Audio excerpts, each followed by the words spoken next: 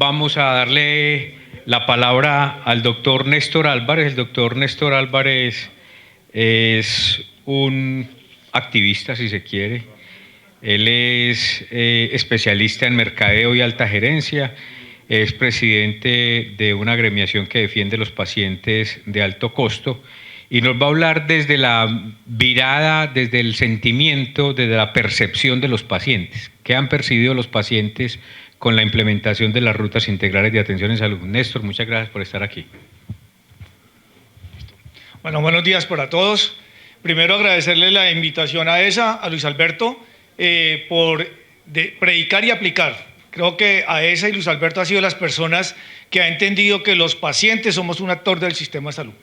Y siempre nos ha tenido en cuenta y hemos siempre mantenido una interacción permanente para tratar de construir un mejor sistema de salud con la perspectiva de los consumidores del servicio como somos los pacientes. Entonces creo que es un reconocimiento que quiero hacer público a Luis Alberto en todos estos años que nos llevamos conociendo y en todos los procesos de activismo frente a mejorar un sistema de salud. Y hoy es un tema muy interesante porque es hablarle a gerentes. Y me ha gustado parte del enfoque que ha habido aquí, que para entender el sistema de salud colombiano tenemos que entenderlo en la realidad que estamos, en un negocio. A veces con Luis Alberto me toma el pelo y me dice, usted con su mercado y siempre hablándome de negocio. Le digo, pero es que en Colombia el sistema de la salud es un negocio. Y yo no puedo hacer un análisis de un negocio desde una perspectiva de solamente social y entender un mundo ideal, de lo que yo quiero que sea. Tengo que entender el negocio. Y para entenderlo, nosotros los pacientes lo vivimos y nos ha tocado entender un negocio muy difícil, muy deshumanizado y que está totalmente apartado de los objetivos de un sistema de salud, que eso es lo que nosotros queremos ver claro. Y tengo un dicho que dice muy claramente, es que muchas veces la superintendencia, el ministro, todos nos dicen, es que en salud se atiende a la gente. No, el sistema de salud funciona porque es que el negocio y los negocios son dinámicos y la cantidad de plata que hay en salud hace que el negocio se mueva. Y la enfermedad hace que el negocio se mueva, no que el sistema de salud funcione. Yo tengo que vender servicios, voy y le vendo y busco el negocio, me busco los pacientes y le monto lo que quiera y el negocio es el que hace mover el sistema de salud en Colombia. Pero estamos lejos de que el sistema funcione para tener resultados en salud y para tener todos los aspectos teóricos que hemos mencionado. Entonces creo que una de las grandes conclusiones que hay en Colombia es que el dinero hace mover el sistema de salud, el negocio de la salud, y por eso se atienden pacientes. Y tenemos tantos en diálisis, tantos VIH, tanto cáncer tratado, pero igualmente los que no lograron al negocio están enterrados, ¿sí? O están tirados en las camas con las consecuencias de la mala calidad, la demora en la atención. Entonces, creo que es importante y por eso ustedes hoy como gerentes tienen un reto muy difícil, porque es como mi objetivo social, tener resultados en salud, manejo lo público, pero tengo un negocio, como nos decían anteriormente, que puede que mi objetivo no solamente sea económico, sino social. Pero para conseguir el objetivo social lo tengo que hacer con dinero, ¿sí? Porque ustedes tienen presupuestos limitados y tienen que poner un costo y vender unos servicios y poner unas tarifas. Y a eso es lo que me quiero referir un poquito en la experiencia que hemos percibido nosotros del sistema de salud y del negocio de la salud en Colombia. ¿Cuál es la realidad que nosotros hemos visto en el desarrollo y la implementación de la Ley 100 desde el 93? ¿Y cómo empezó a la compra y venta de servicios para atender pacientes? Uno de los primeros pasos que se dio y rápidamente fue los paquetes, como lo llaman generalmente en todos lados y los conocemos. ¿Qué cubre el paquete y en qué paquete estoy? Y técnicamente las cortes. Mi corte de cáncer y mi paquete integral de cáncer, como lo llaman los expertos técnicos en las EPS. Y quiero hacer brevemente lo que nosotros en la vida real vemos de los problemas de los pacientes en las quejas que nos llevan. Un poquito, nosotros dirigimos una organización que tenemos una portal de página donde nos llegan quejas de todas las EPS, de todas las patologías en el país, lo cual nos permite hacer un diagnóstico un poquito de la situación del país. Entonces, el primer paquete que casi se dio en Colombia fue hemofílicos. Primero por el costo que tenía todos los medicamentos para el paciente hemofílico y segundo, por las consecuencias letales del no control de un paciente. Entonces las EPS, en vista de las muertes que se daban y las denuncias que se dio, lo primero que estandarizó en compra de servicios fue la hemofilia, porque necesitaba rapidez para tener una tasa de mortalidad y disminuirla rápido, porque el efecto era muy grave. Y así podemos ver aquí Luego vinieron las guías de VIH por ley, unas guías que permitieron que aquí empieza el cuento, es guía de ruta, es mía, ¿qué es? Sí, tratar de estandarizar la atención en salud con diferentes nombres y con un objetivo, sea en salud o por eficiencia, es un tema del lenguaje muy diferente que en procesos se tiene que tener en cuenta muy claramente. Luego viene otra patología que es una enfermedad rara, fibrosis quística, que también está empaquetada en las EPS. Puede que algunos de ustedes la atiendan, otros no la atiendan. Luego vino la artritis reumatoidea. ¿Y por qué vino este paquete?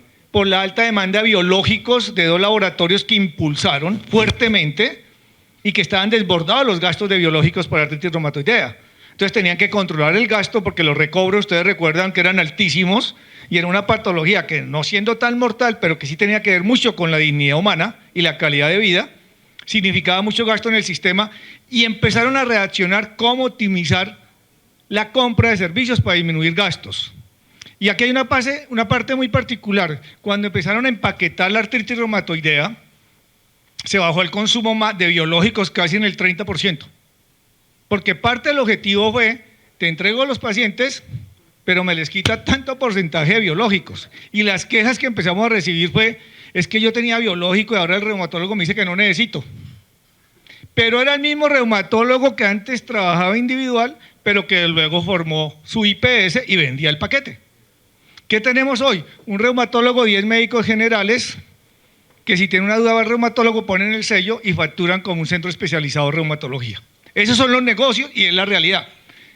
Rías, País, MAI, no, es el mundo de los negocios, es la compra y venta de servicios y el ajuste que ha tenido el sistema, no tanto para buscar resultados en salud, ha sido la respuesta al comportamiento de gastos por patologías. Cáncer, pues todos lo sabemos, la letalidad, la mortalidad. Preguntaba una IPS, ¿cuántos paquetes de cáncer tienen ustedes y ofrecen? 200. Problemas que ven cáncer para que ustedes entiendan. Yo tengo empaquetado el cáncer, pero el oncólogo pide un cuadro hemático. Lo sacan del paquete. No, es que yo no puedo pagarle el cuadro hemático al instituto o a la IPSX porque yo lo tengo contratado en la cápita de la IPS primaria. Y entonces me investigan por doble gasto. Entonces sacan al paciente a que se haga el cuadro hemático en la IPS primaria y se lo devuelve al centro de oncología. Y si tiene un cáncer de tiroides y necesita el internista o el endocrinólogo, no, yo no le pago la integralidad porque es que yo tengo contratado él con la IPS primaria, le metimos medicina interna y endocrino, entonces yo no lo puedo pagar 2 veces. Yo lo saco allá y lo devuelvo. ¿Cuánto se le demora la cita? No es problema mío. Eso no es ningún problema mío. Allá yo le brindo una cita, algún día se la da y algún día devuelve otra vez al manejo del cáncer. O sea, todo está lejos de resultados en salud. ¿Por qué? Porque no hay un sistema de información y porque no hay seguimiento, absolutamente nada. Hospital Casa, ni hablar, el nuevo negocio para disminuir gastos de hospitalización. Las quejas que recibimos es que el médico fue una vez y no volvió. Entonces dicen, no, es que el Hospital Casa son máximo 3, 4, 5 días. Y bueno, ¿y en 5 días cuántas visitas tuvo? No, ninguna. Lo mandé a Hospital Casa con un poco de órdenes de los guantes, las jeringas, la suero, que la EPS nunca autorizó o se demoró en entregar y se venció el Hospital Casa de 5 días porque nunca tuvo los insumos. Entonces, estas son cosas del negocio que funcionan muy rara en Colombia y que casi nadie las entiende. Cuando alguien viene a ver la realidad del sistema de salud colombiano, no lo entienden.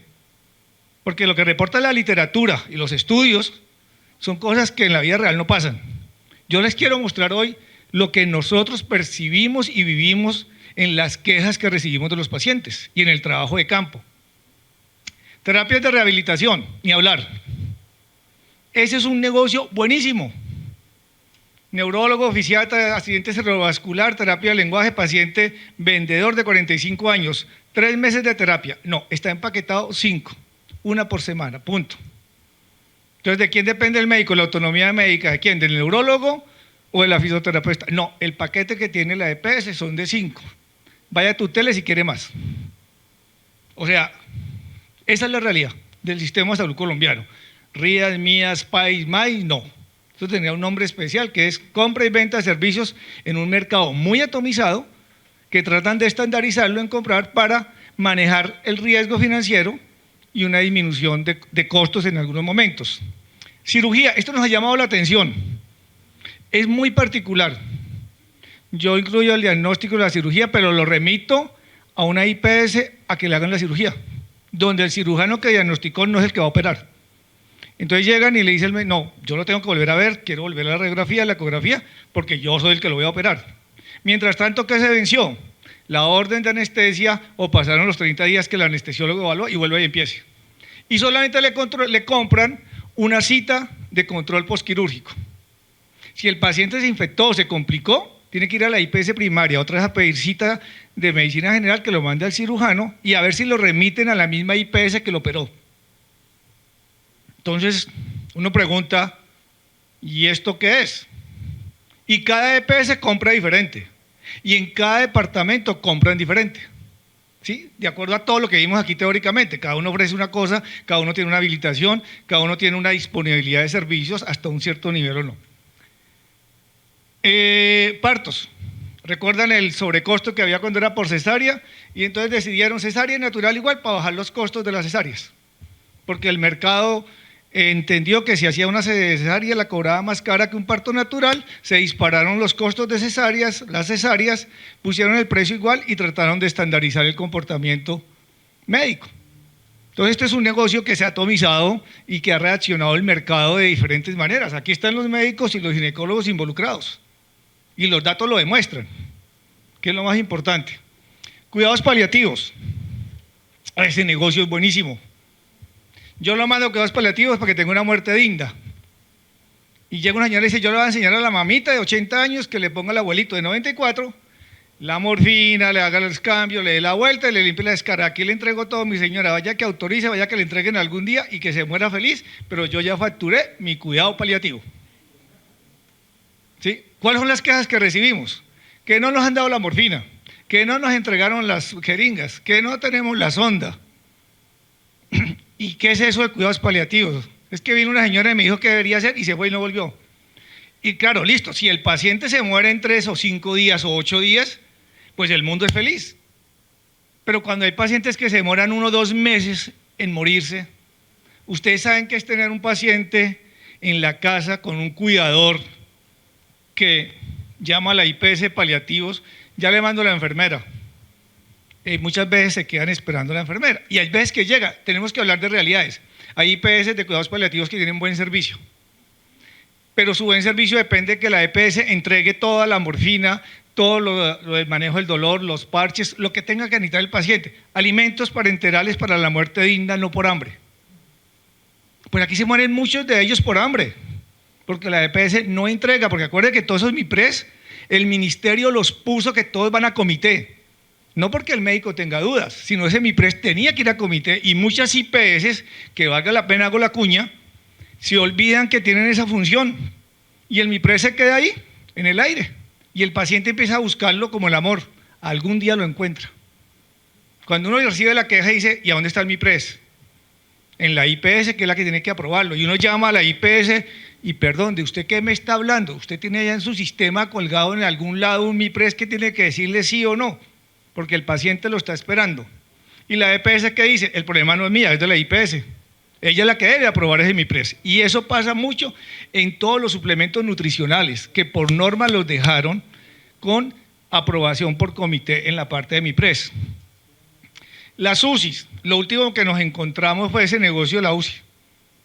Es que le llaman pago global prospectivo. Bueno, la media es que usted entra a la UCI, y me lo decía una enfermera que trabajaba, pues tenga cuidado que no llegue al final del mes a la UCI, porque si están disparados los gastos, lo dejan hasta el otro mes para darle lo que necesita. Entonces ustedes imaginan usted dependiendo su vida en una UCI de lo que haya gastado la UCI en el paquete de los pacientes que tenía. Y depende, me llegaron 100 o me llegaron 30, y me llegaron 30, pues rico porque el negocio fue bueno, pero me llegaron 100 muy graves, pues me desvió los gastos. ¿Quién asume el riesgo? ¿El dueño de la IPS?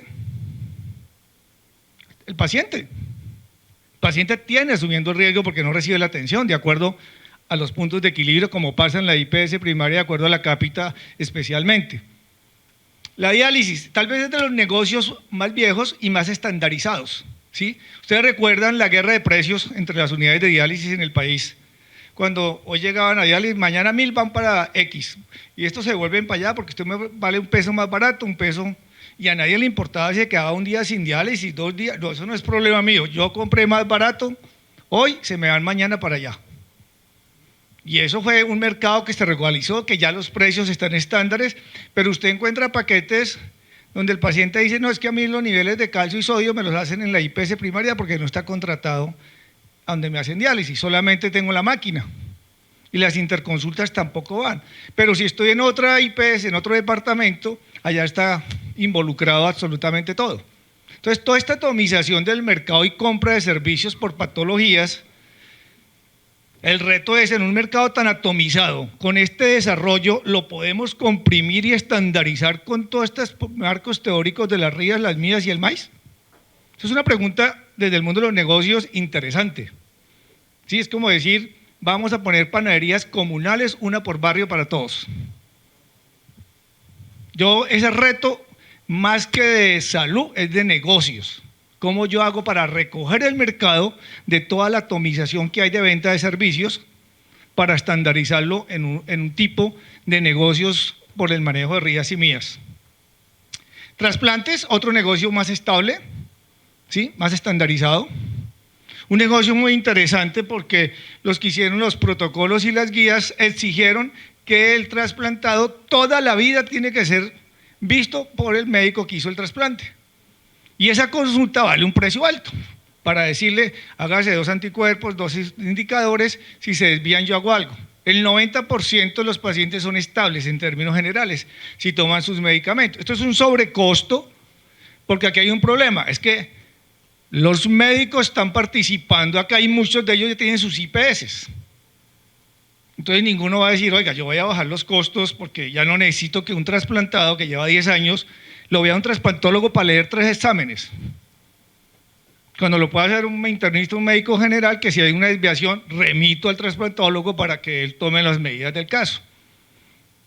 Pero si las EPS pensaran en gastos y en costos, ya hubieran gritado, diciendo, a ver, esto tengo que cambiarlo, ¿sí? Son patologías crónicas que tienen que ver de otra manera, pero es un negocio también ya más estable. Y hay otro nuevo que es la madre canguro. Paquete interesante, muy bonito, es divino porque usted llega y ve a todas las niñas con su papito, la mamita ahí, pero es un negocio súper rentable. Pero la pelea para que todo funcione, generalmente el oxígeno. Entonces está contratado el paquete de madre canguro, pero ellas no dan el oxígeno. El oxígeno viene por aparte. ¿Cuál es la pelea?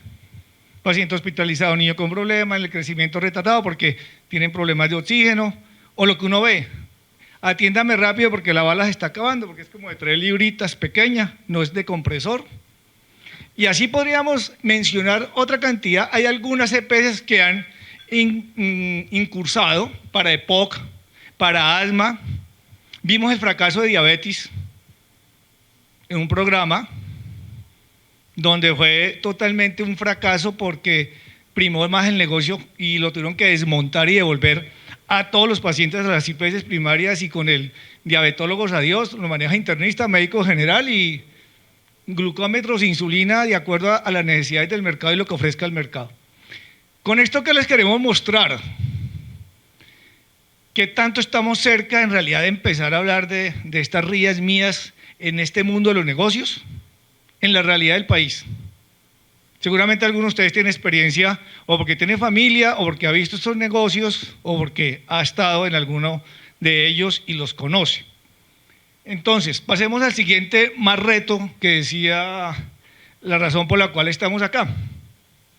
¿Qué conocemos los pacientes de todo esto? Pues lo que conocemos, como cada uno le diría, ¿quién conoce aquí bien de importaciones? Pues casi nadie, y aunque todos consumimos casi el 70% de productos importados. Lo mismo nos pasa a los pacientes. Pues no conocemos ni nos interesa, ni es la necesidad de saberlo, ¿sí? Entonces, parte de lo que hablábamos de allí, de estos programas, es que los pacientes no conocemos, aún que estemos en un paquete, qué contrataron. Como no sabemos qué contrataron, no sabemos si tenemos derechos o no, y son de las principales peleas. ¿Por qué no me hicieron a mí esto? Porque no está contratado. Pero ¿por qué un paciente de la otra EPS sí se lo hace? Porque esa EPS sí le compró a él ese pedacito. Entonces, es otro problema, es que no tenemos por qué saber, como no tenemos por qué saber, no sabemos a qué tenemos derecho en lo contratado y eso permite todas las desviaciones de la calidad de la atención y de la violación del derecho. Porque hay muchas IPS que compran los paquetes, los venden, pero cuando uno va a mirar la ejecución, están muy desviados de lo que en realidad deberían gastar y aumentar. Aquí en muchas cosas de alto costo, algunos de ustedes tienen experiencia con los reportes de la cuenta de alto costo. Pero es que los reportes de la cuenta de alto costo son de reportes de datos de mala calidad porque son tomados de historia clínica. Por ejemplo, la entrega de retrovirales en VIH no es tomado de la entrega oficial en cada farmacia, sino lo que el médico prescribió. Entonces ustedes ven el informe de la cuenta de alto costo, dice el acceso a retrovirales en Colombia es del 90%, pero solamente el 60% son indetectables de carga viral. ¿Por qué? Porque los pacientes no son adherentes a la respuesta de la cuenta de alto costo. Y en cáncer ni hablamos. O sea, recoge y vayámonos en cáncer.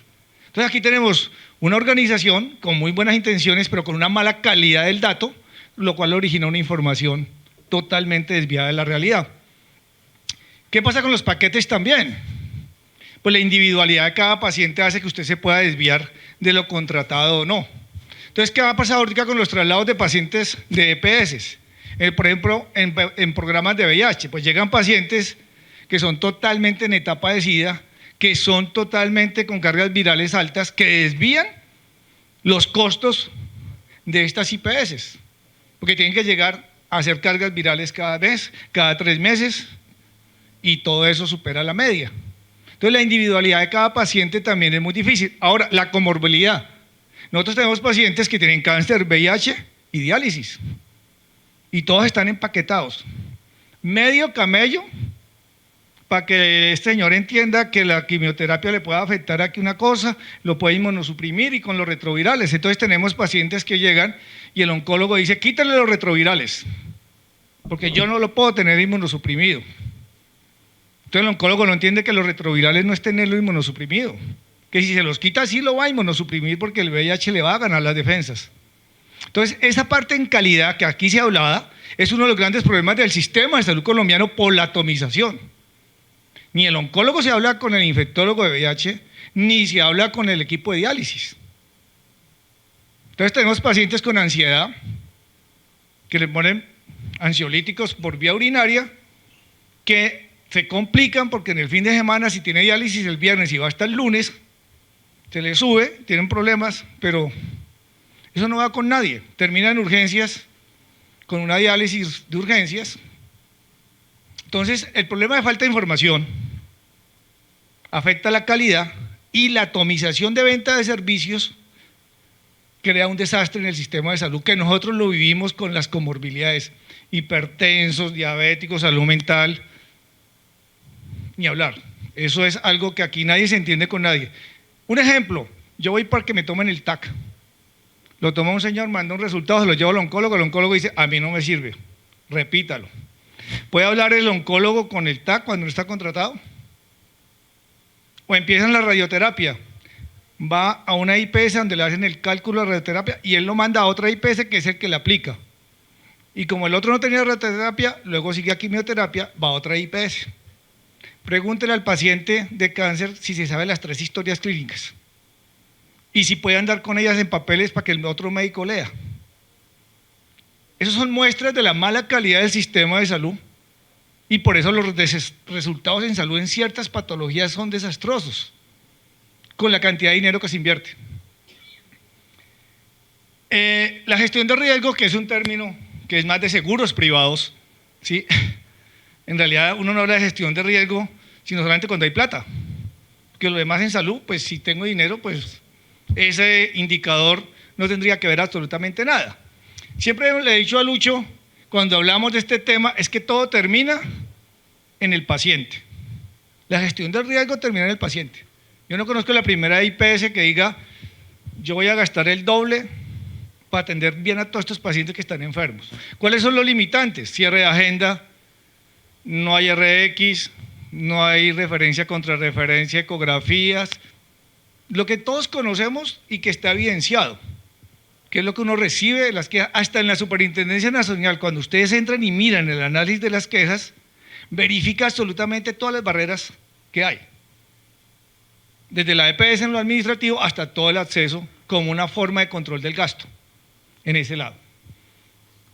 De esa manera, pues yo quería traerles con un poquito la percepción que nosotros tenemos y parte de las debilidades que vemos nosotros y que seguramente ustedes, si estuvieran lejos del gremio o aún estando ahí, frente a lo que nos comentaba el profe, aquí la OPS, vemos que es un reto casi imposible en este tipo de mercado, en este tipo de negocio como la salud en Colombia. El mensaje que les traemos de una de otra manera es los costos. Y por último, mirando el ejemplo que hablaba con Lucho sobre la ruta perinatal, se me fue la lengua, materno-perinatal, pues hacía rato no la leía y me puse a leerla. ¡Qué camello! ¡Qué camello! Yo decía, si yo pongo a hacer un diagrama de esto, y entonces voy a lo que hablamos aquí, contabilidad de costos, si yo como gerente tengo que vender este servicio y esta ruta, ¿cómo la voy a costear? Entonces ustedes tienen un reto, tener un magnífico analista de costos y tener muy bien costeado su hospital para saber cuántas horas hombre, cuánto vale todo. Y entonces empecé a mirar las intervenciones colectivas y las individuales. Entonces aquí determinantes sociales de la salud. Yo la verdad me sentí feliz. Dije, no, pues yo me imagino que me voy a casar y voy a tener hijos, mi mamá es entrevistada, mi abuelito, van a saber de qué se murieron, todo el mundo va a ser feliz. O sea, van a ir a la casa, van a ver cómo vivo, si tengo cuna para el niño, me van a decir si emocionalmente soy estable y luego si me desvío, voy a tener. Y si me voy a lo individual, me quedé aterrado, les cuento. Muy bonito el ejercicio, digamos muy bacano del campo teórico, pero yo decía, ¿quién va a costear? Yo quiero que si alguno de ustedes tiene ya costeado toda la ruta de atención, con todas las salidas que tiene por si sí, por si no, como estilo algoritmo. Si tiene VIH, les voy a contar la experiencia que nos pasa con las maternas en la prueba de VIH. No tenemos asesora para prueba de VIH, por lo tanto no podemos seguir adelante, porque la IPS no tiene la asesora. Y como la norma manda, ahí sí la norma es válida, que tiene que tener asesoría para la prueba, como no tenemos, pues, y la EPS la remitió a otra IPS a que la asesoren para que le hagan la prueba de VIH, y la gestante ya tiene 4, 5, 6 meses. O peor, la disculpa que nos dan, es que se afilió al sistema con 9 meses, ¿y qué hacíamos? Entonces uno ve, tienen contratado los servicios de gineco con la prueba rápida de VIH, que es una norma de habilitación, y uno va a revisar los servicios de ginecología, sala de parto y dice, déjeme ver el botiquín, profilaxis de VIH tiene, está en la farmacia. Le dije, ah, bonito. ¿Y cuánto se demora a pedir a la farmacia y que suban? Si mi Dios es bueno, ya, y si es malo, 6, 7 horas, porque hasta que mande el pedido, entra al sistema, llega a la farmacia, la suban, y el parto, o sea, con eso le estoy mostrando ejemplos de que hay cosas que en la vida real no funcionan, ni van a funcionar con el actual sistema y la forma como se venden y se compran servicios, por las diferentes debilidades y fortalezas que tengan los hospitales públicos o privados, ¿sí? Y estos ejemplos los tomamos de toda esta parte. Ahora mirando el resumen y el esquema de la ruta, yo decía, yo la vi y la leí, dije, muy rico, dije, aproximadamente le calculé que yo debo tener casi 56 centros de costos para yo poder costear bien y decir cuánto me vale atender toda la ruta. Pero ¿qué es lo transversal a esto? Primero, si toda la habilitación me lo permite hacer. ¿Sí? Porque yo tengo quejas como, la citología no la pueden hacer porque no tengo habilitado consultorio para citología. Y uno dice, perdón, ¿y la camilla común y corriente no la puede hacer? No, yo no estoy habilitada, yo no puedo hacer la muestra, tengo que remitir, ¿sí? Yo le cuento de las cosas que nos llegan a nosotros diciendo, no me han hecho la citología y va a averiguar uno, es que no está habilitada, entonces lo remito a otra red hasta que la EPS autorice y todo ese cuento. Entonces la primera pregunta es, ¿cuánta habilitación necesita la implementación de toda la guía? La segunda pregunta que ustedes deben hacer como gerentes es, ¿qué tanto de lo que tengo aquí puedo ofrecer con lo que tengo? Toda la guía, la mitad, el 30%. Voy a subcontratar, por ejemplo, si mi paciente me salió VIH positiva, ¿con quién contrato lo de ahí para adelante? ¿Tengo infectólogo? ¿No tengo? Entonces, ¿cómo se va a volver el negocio de esta guía, de esta ruta? Cada uno vende el pedacito que puede vender y cada EPS le comprará a cada uno lo que le ofrezca. ¿Sí? Entonces, los retos que ustedes tienen es: ¿qué tanto puedo prestar? ¿Qué tanto estoy habilitado? ¿Y qué tengo costeado? Ahora, si yo voy a vender a demanda, o sea, lo que necesite el paciente usted me lo paga, pero hablando con Lucho me decía, no, nos quieren transmitir el riesgo. O sea, usted asuma todo el riesgo si le salieron más enfermos o menos enfermos. Entonces, ustedes lo van a calcular. ¿Cómo lo van a calcular? Pues tienen que hablar, ¿qué? Tienen que irse a los cálculos de matemáticas financieras de las pólizas de seguros. Y tendrán que tener escenarios diciendo, voy a calcular que el 40% me salen mamás positivas y con problemas de parto, y ese será mi costo, si quiero asumir el riesgo. Pero en algún momento, ojo, que para que ustedes no tengan pérdidas, tienen que cerrarlo, limitarlo. Sus escenarios de cálculo de costos y de precios tendrán que decir, máximo tendré 5 maternas acá, 4 que se me fueron por allá, 7 que se me van por aquí, y eso con información, con determinantes. Los riesgos no son iguales en todas las ciudades. ¿Sí? Si vamos a hablar de infecciones de transmisión sexual, sabemos en los mapas cuáles son las ciudades donde hay mayor riesgo y quiénes necesitarían más atención por ese lado de la ruta. Entonces, esto es un reto grandísimo, de alto riesgo, para el inocente que piense que lo puede hacer bien con lo que tiene. Ojo, no es imposible, pero el primer reto que ustedes tienen como gerentes es saber si su equipo de costos tiene costeado todo. Y hay un gran reto, porque hay una parte de la guía que dice que lo puede hacer un médico o una enfermera. Creo que es en la parte ambulatoria. ¿Yo cómo lo voy a costear y cómo lo voy a cobrar? ¿Con el costo de médico o con el costo de enfermera? Si lo cobro con enfermera y el paciente protesta porque dice que pide un médico, porque se leyó la guía y dice un médico y quiere un médico, pues usted ya empezó perdiendo. Y si lo costea con médico, de pronto la EPS le dice, no, hágalo con enfermera porque la norma se lo permite, bájale el precio. ¿Por qué traigo esos ejemplos? Porque son ejemplos de decisiones gerenciales. ¿Sí? No lo decide la enfermera, lo van a decidir ustedes, que seguramente son los que firman como representantes legales el contrato y se sientan con sus equipos a establecer qué venden, cómo lo venden y a qué precio lo venden. Entonces, el llamado es, ¿estamos preparados como hospitales públicos a tener implementado muy bien una contabilidad de costos? ¿Sabemos exactamente cuánto nos cuesta la hora hombre de consultorio así el edificio tenga 50 años? ¿Lo vamos a costear por ser público? ¿Se lo vamos a meter la depreciación del equipo no hasta todo ese punto? Entonces el reto, ¿qué vamos a percibir los pacientes? Lo que cada uno venda y lo que cada EPS compra. O sea, nosotros sí vamos a estar lejos como ciudadanos y cualquiera de ustedes de que este ejercicio sea 100% cumplible. ¿Quién lo puede ofrecer todo para mirar si funciona en toda la vida real? Son los retos que sería qué IPS puede hacerlo, a qué precio lo puede hacer, cubriendo el riesgo o solamente ofreciendo la atención netamente con las desviaciones que haya que les asuma el administrador, que es la EPS.